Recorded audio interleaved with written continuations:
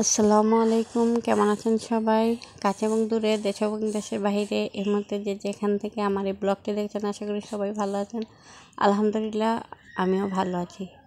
ভিডিওর শুরুতেই বলছি, ছোট্ট একটি লাইক দিয়ে আমার এই ব্লগটা দেখবেন প্লিজ। আপনাদের একটি লাইকই কিন্তু আমার এই ব্লগগুলো আরও অনেকের কাছে পৌঁছে দিতে সাহায্য করে। আর এই তো ঘুম থেকে উঠেই আমার বাবুটাকে দেখিয়ে নিয়েছি। আসলে ও খুব সকাল সকাল ঘুম থেকে উঠে যায়, আর ওকে নিয়েই আমি কাজগুলো করতে হয়। আমি যখন গাছগুলোকে পানি দিচ্ছিলাম, ও কিন্তু আমার কোলেই ছিল।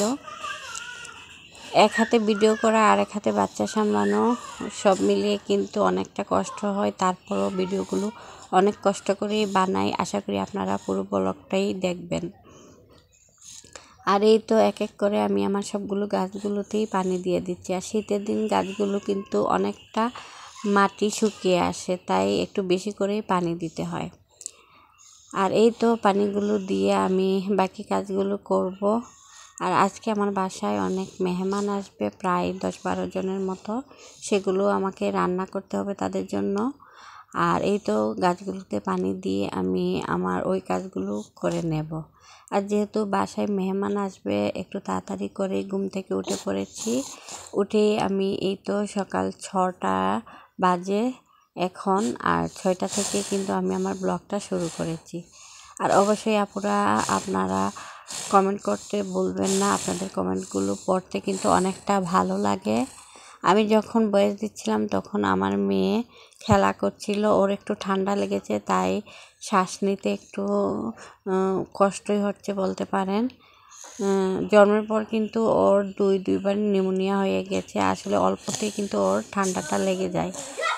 আর এই তো আমার বাবুটা খেলা করছিল, আর এদিকে সকালবেলা চা 1 কাপ করে নিয়েছি, আমি খেয়ে নেব। আর সবাই কিন্তু এখনও ঘুমে। আর এই তো এখন সকাল প্রায় 10টা বাজে।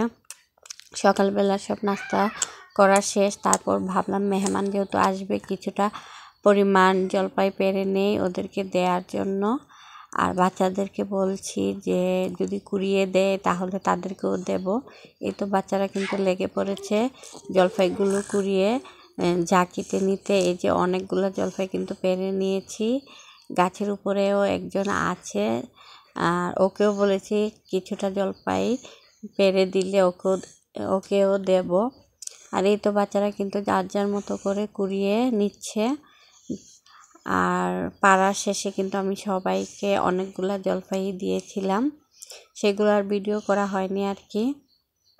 যেহেতু মেহমান আসবে, তাড়াতাড়ি করেই কিন্তু আমি কাজগুলো করেছিলাম। রান্না বান্না আর আপনাদের সাথে শেয়ার করিনি। ঘর আমি গুছিয়ে নিয়েছি, আর গোসলও করে নিয়েছি। তারপর এদিকে কিন্তু অনেকটা রান্নাও কিন্তু করে নিয়েছি। এখানে সাদা পোলাও করে নিয়েছি, তারপর লাউ তরকারি করে নিয়েছি মাছের মাথা দিয়ে। তারপর আমি কিন্তু গরুর মাংস রান্না করে নিয়েছি আলু দিয়ে। 2 কেজি গরুর মাংসের সাথে আমি 1 কেজি আলু দিয়েছি, কেননা মানুষ যেহেতু বেশি, তাই একটু বেশি করেই রান্না করতে হবে। আর এদিকে কিন্তু এখনও ডালটা হয়নি। এটা হলো মাসকলাই ডাল, কেউ কেউ আবার কালার ডালও বলে থাকে এটাকে। এই ডালটা কিন্তু খেতে অনেক মজা হয়। এই ডালটাও কিন্তু আমি মাছের মাথা দিয়ে রান্না করে নিয়েছি। আর এই যে দেখছেন, এদিকে হলো মাছগুলো এখনও ভাজা হয়নি। মাছগুলো ভেজে তারপরে ভুনে নেব। আর এদিকে ভাত বসিয়ে দিয়েছি। আল্লাহ হাফেজ।